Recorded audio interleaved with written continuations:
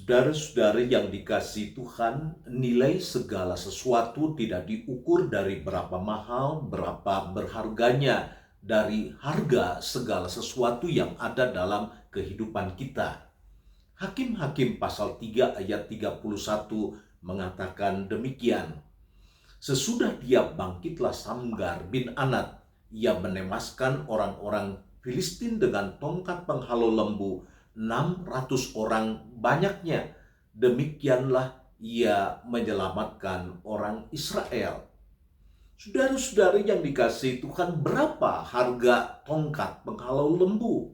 Begitu murah, bisa didapatkan di mana saja. Orang bisa menebang kayu di hutan lalu menjadikannya tongkat penghalau lembu. Tetapi di tangan Samgar, tongkat itu bisa digunakan untuk menyelamatkan beribu-ribu orang-orang Israel yang mengalami ancaman dari musuh yang menakutkan. Di tangan Samgar, tongkat penghalau lembu menjadi senjata yang sungguh luar biasa, sebab dikatakan dalam Alkitab ia bisa menewaskan 600 orang-orang Filistin yang hendak menyerang orang-orang Israel. Saudara-saudari yang dikasihi Tuhan, begitu pula dalam kehidupan kita. Berapa harga hidup kita tidak diukur dari ketampanan kita, tidak diukur dari kepandaian kita, tidak diukur dari kedudukan kita, tetapi diukur kita berada di tangan siapa.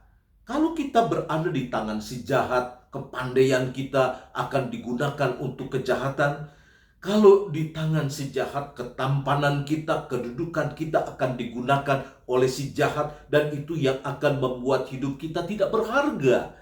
Ada banyak orang-orang pandai lalu kemudian berakhir hidupnya di dalam penjara. Ada banyak orang-orang yang berkedudukan, kelihatannya terhormat, lalu kemudian di masa tuanya mengalami penderitaan yang sungguh luar biasa, dicampakkan oleh masyarakat. Oleh karena apa? Oleh karena ia berada di tangan si jahat. Tetapi saudara-saudara yang dikasihi Tuhan, ada banyak cerita-cerita Alkitab mengatakan bahwa orang-orang yang tidak dipandang oleh masyarakat ketika ada di tangan Tuhan, hidupnya menjadi berharga. Kita mengenal seorang perempuan yang bernama Rahab. Ia dianggap sampah masyarakat, tetapi ketika ia dipakai oleh Tuhan, namanya dicatat secara mengagumkan. Kita mengenali dalam Alkitab ada seorang yang bernama Daud.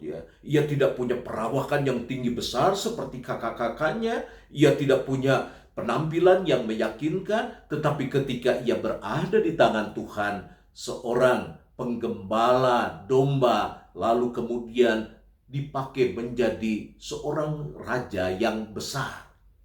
Ada banyak kesaksian Alkitab bahwa orang-orang yang tidak berharga hidupnya, lalu kemudian dipakai oleh Tuhan, diubahkan oleh Tuhan, dan menjadi alat di tangan Tuhan yang mengagumkan.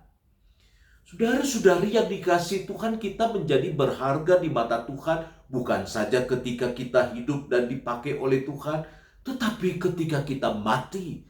Sehingga Alkitab mengatakan berharga kematian di mata Tuhan orang-orang yang dikasihinya di dalam Mazmur 116 ayat yang ke-15. Mengapa berharga kematian setiap orang-orang yang dikasihi Tuhan?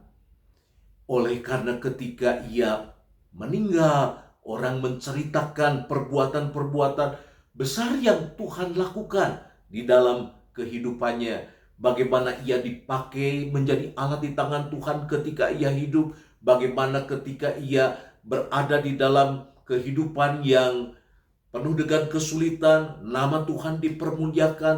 Dan pada saat meninggal, perbuatan-perbuatan Tuhan itu dipermuliakan, diceritakan, diperbincangkan, sehingga Alkitab mengatakan berharga kematian di mata Tuhan, orang-orang yang dikasihinya.